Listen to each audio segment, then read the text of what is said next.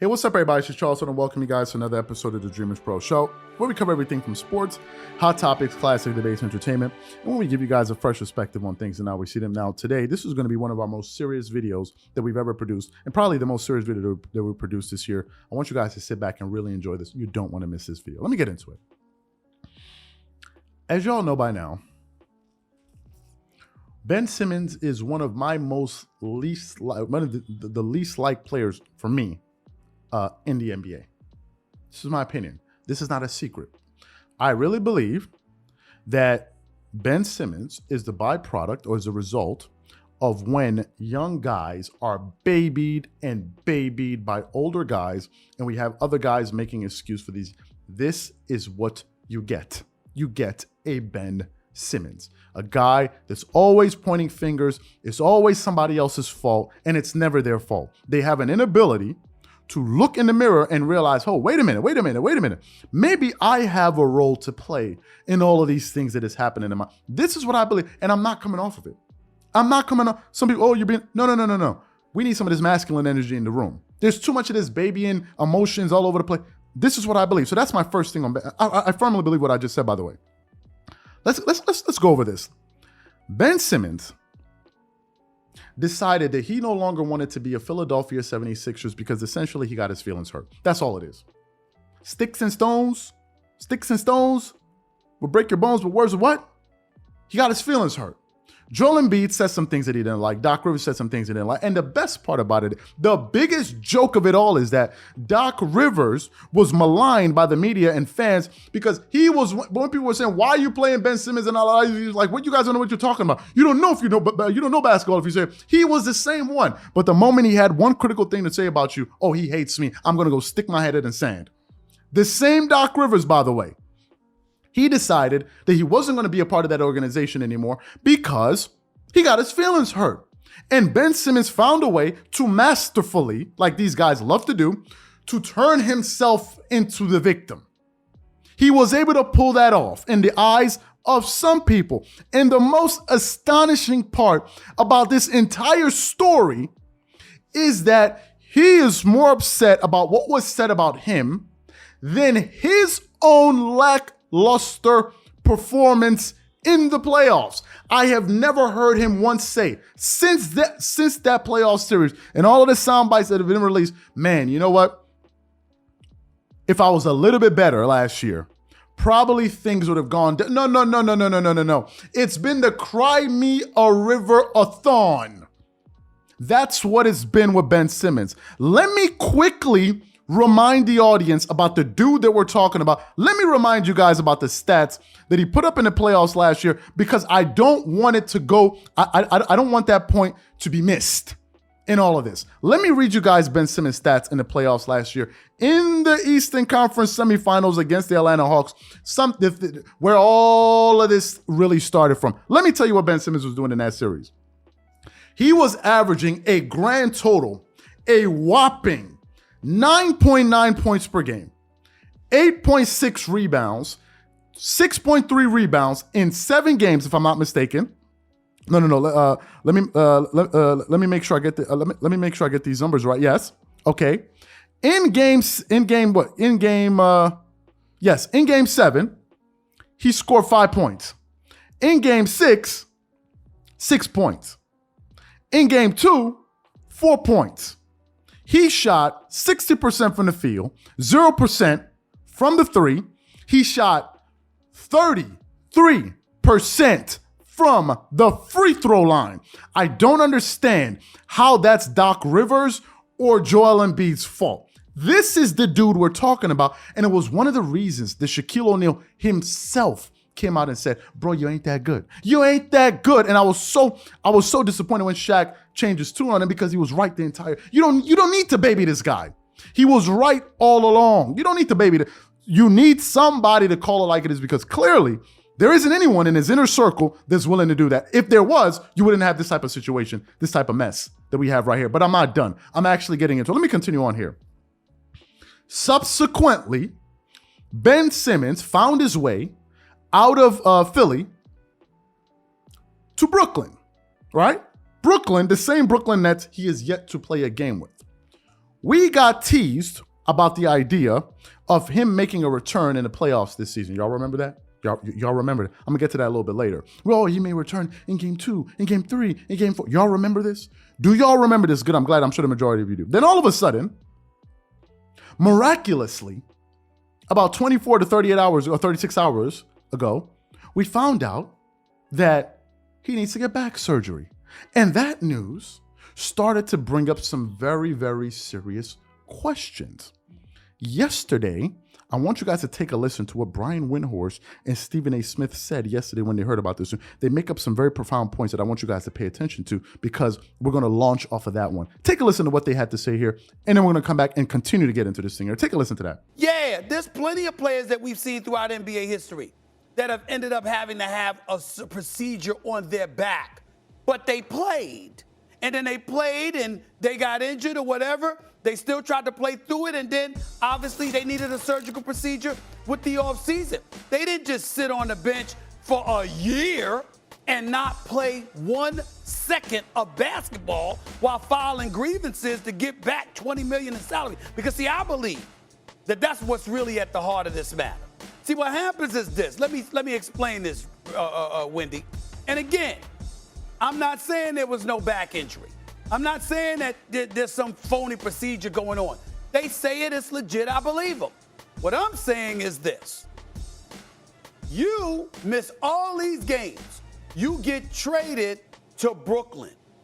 If you played, then that messes up your case with Philly and the grievance, because then it would have been about you just not wanting to play in Philly, as opposed to you really having a mental health issue that prevented you from playing, period. So when that came into question, then we heard about the back. Wendy, correct me if I'm wrong. Did you hear anything about a back before he got to Brooklyn? I didn't hear anything about a back. Did you hear anything about a back? No, and a fair question has to be asked. I assume that his physical was passed. You know, yes. The Nets, had they seen an injury here that would have been severe enough to need surgery, you'd wonder if they would want to go back to Philly, unless, there's some missing parts of this that we don't quite understand. And he did have a back injury 2 years ago, right before the pandemic. He got shut down. So we knew that there was a back issue, but there's a lot of uncertainty. Also, if the back issue was bothering him last fall, you would think that they would bring that up. So I'm not sure about the timeline, but it certainly is head scratching. Now, that is what Brian Windhorst and Stephen A. Smith had to say about Ben Simmons, that entire story. They were asking some very profound questions, but it didn't stop there. Hall of Famer, top 75 player in Paul Pierce, he also chimed in yesterday on the news, and this is what he had to say. Let me read it to you via Twitter. He says, "I'm trying to figure out, did I miss that game? Ben Simmons hurt his back. When did all of this happen?" That was what Paul Pierce had to say. So I heard that, and I said to myself, wait a minute here. Let me do some research quickly and get to the bottom of this story. What I found out was deeply disturbing. Okay, I did some research. According to an article from NBA.com, not Charles'Uncles.com, not the dude in the comment sections.com, not BenSimmons.com, according to NBA.com, from an article that I read that was centered on the rules and regulations about the NBA and a collective bargaining agreement. I want to read a little bit about what they said about trades and how that goes. Let me get into the article here quickly, because there's a precinct in this article that I'm going to get into. Let me read it here.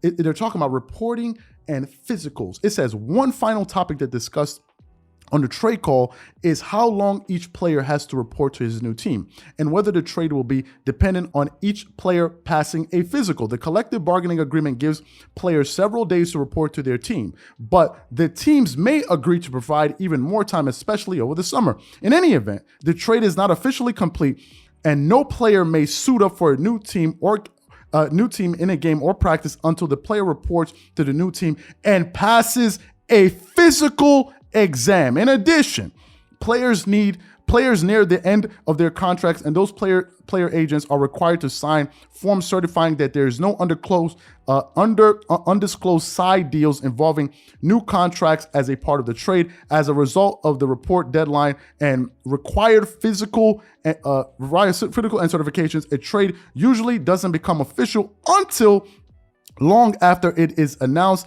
at a press conference. That is what the article said. That is not Charles' article. That is not Paul Pierce's article. That's not Stephen A. Smith's article. That is from the NBA.com. So we have thrown away all of this. Oh, blah, blah. That's out the window. So I did some further research and I read. The question was simple. You guys can punch it into Google. Just use this title. Do NBA players have to pass a physical before being traded? It goes from that same report. In any event, the trade is not officially complete and no player may suit up for his new team or practice until all players report to their new teams and pass a physical exam. Sometimes teams agree to waive physical exam requirements. Now, that's what that article said. I want to come back here to this. How did Ben Simmons get traded without passing a physical exam? That's number one. And number two, if in fact he was injured, why was it reported only until now? Help me make sense of this. If Ben Simmons was injured, why is it only being reported until now? How is it possible that the Nets traded for Ben Simmons, I think a number of weeks ago, close to a month ago or two, whatever, a month and a half ago, and it's now we're finding out that he's injured? And if he was traded, and if he was injured before the trade, how could he possibly have made a return in the playoffs? You see, this is where the lies catch up to you guys. Not you guys, the people that say it. This story is full of holes. Ben Simmons was injured. When did he get injured? Was it when he was in Philly? When he wasn't playing? No, because if he got injured then, why would the Nets not report that information? Number one. Number two, if he was in fact injured, why would they be saying they're hopeful for him to return in the playoffs? And number four, I unearthed a video of Ben Simmons speaking to the media after a practice on April 22nd, 2022, in case some people, oh, this brother making this up. On April 22nd of this year, last month, depending on when you're seeing this video, I want you guys to take a listen to Ben Simmons with his own lips talking about the possibility of him returning in Game 3 or Game 4 of the Brooklyn Nets Boston Celtics series. Take a listen to what he had to say about that. Take a listen to that. I feel close. I mean, it's not an easy injury to get back and move the same way, straight away. But it's a work in progress, and I'm working every day to get back on the floor as soon as possible. So I'm looking forward to that. All the reports aside, or 3, 4, how do you feel in terms of what's realistic right now based on how you felt? It's literally day to day. So I've had plenty of great days, which has been great for me, and building up. So we're just trying to put those great days together and just keep building up to get back on the floor, and play at that, high level. And how hopeful are you that you can play at some point in the series? Yeah, I'm very hopeful. Is tomorrow, if it's day-to-day, is tomorrow a possibility? Probably not, no. Are you at the point where you're pretty much pain-free every day, but Yeah, you're yeah, just so- trying to get up conditioning to the point where Yeah, so if you can't think about it, when you're injured, you have an injury like this, your whole, leg is affected. So it's going to take time to loosen these muscles and get back on the floor. But it's day to day, so it's treatment every day, Pilates, it's workouts, and just stay on top of it. And if you improve the way you've been improving, however that is, Yeah. do you think Game 4 is reasonable to think that might be in play? No, I think it's reasonable to think that, but it's day to day. I can't tell you, definitely Game 4, Game 3. If I could play right now, I'd be on the court, So it is what it is. Now, those comments were made about 2 weeks ago. So help me understand something. Please, please help me understand something. He was hopeful and making progress to return in game 3 and game 4. What happened? The Brooklyn Nets lost game 2. Then they lost game 3. And then what was the story around the NBA? Was Shaq. Well, all of them were saying, we see what you're doing. What was Jay Williams saying? Oh, I wouldn't be able to look at you. And all of these different things. Bro, you can't suit up for 15 minutes. What happened? There was all of that pressure. If Ben Simmons had to come back in game 4, people were going to be looking for you to be able to make a difference. So he didn't play. So y'all are telling me Ben Simmons needed surgery in the last, 2 weeks? What happened in the last 2 weeks? What happened in the last 2 weeks? Please help me understand. What happened in the last 2 weeks? What happened in the last 2 weeks? First, or the better question, what is happening in general with this story? This story is full of holes. Nothing makes sense. And this is the beautiful part about this. I'm glad that the people that asked the question stood up. You see, in my personal opinion, this makes no sense. And guess what? I have the right to my opinion. No one curtails the internet and tells people what they have to think. Nobody. You have the right to your opinion. Others have the right to theirs, but you don't have a right to tell anybody that they don't have a right to talk. It is a free world. Last time I checked, no one has a monopoly on the news. No one. Sorry to tell you. Sorry to tell you.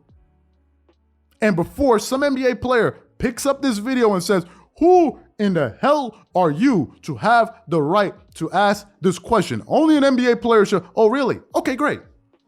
Let's apply that line of thinking to politics. Let's see if it holds water. Only politicians and civil servants have a right to be talking about the news, because after all, they're the ones making the news, right? That is a ridiculous line of thinking. Everyone has an opinion. It's whether you choose to listen to it or not. No one gets to tell somebody else you don't have a right to talk. It's a free world. As long as no one is insulting you or whatever it is, people can have their opinion. You can have your opinion. You can have a counterbalance. But for you to say, oh, this guy should be able to talk, that's a bunch, in my personal, and guess what? It's my opinion and I have 100% right to it. But I'm glad that it wasn't just Stephen A. Smith that asked the question and Brian Windhorst, because some people say, oh, well, the media hate. But in this case, a qualified top 75 player in Paul Pierce asked the same question. So kindly keep that energy with him too, because now you have an athlete asking a question. If anyone is going to dispute the arguments that I'm laying bare right here. Even Paul Pierce is asking a question. It don't make sense. And this is who the Brooklyn Nets decided, we want to play. That's why I said it is a disaster. This entire thing makes no sense. So please, for the people that want to defend Ben Simmons and feel like as if there's some sense in all of it, you make sense of it. Explain to us. Walk us through the logic and tell me how any of this nothing adds up. Nothing about this story adds up. These are my thoughts and opinions. What I want to know from you guys is, what do you think? And guess what? You guys have a right to agree or disagree. I want to hear your thoughts. I'm not here to tell you who should speak and who shouldn't speak. That's what I think.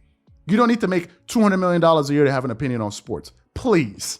Just like you don't need to make $100 million a year or be running for office to have an opinion about who you want into office, who you want to vote, or what somebody said on TV about politics. It's absurd.